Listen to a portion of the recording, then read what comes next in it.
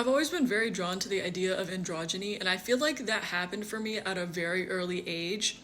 Um, because like just gender expression overall, like because I didn't naturally understand, like I remember I always felt like I was not acting the way that I was expected to and supposed to, even in the way of like, oh, girls are supposed to act this way and boys are supposed to act this way.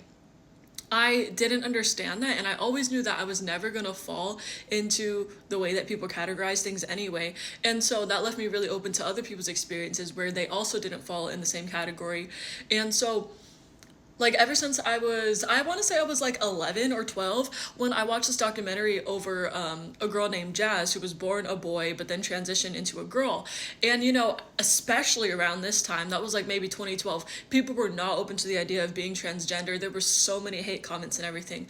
But I remember watching the documentary and understanding where she was coming from with it, where she said that she just always felt like she was in the wrong body. And I remember that making me cry because I felt like I understood what that felt like.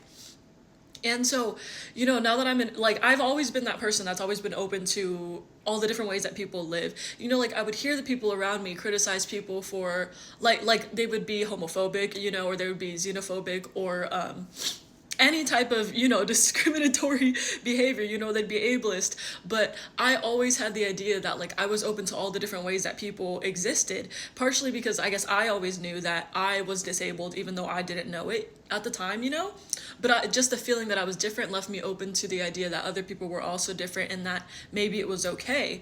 And then in that way of me being like, okay, I can accept other people for being different, it gave me a little bit of hope of like, I know that I'm not the only person who can accept other people for being different. So even though I haven't met these people, maybe there are people out there who also can accept me for being different.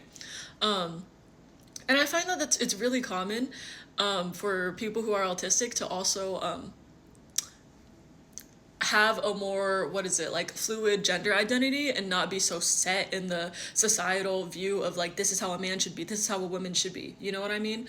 I don't know the proper term to like umbrella term for all of that, but you know what I'm trying to say, right?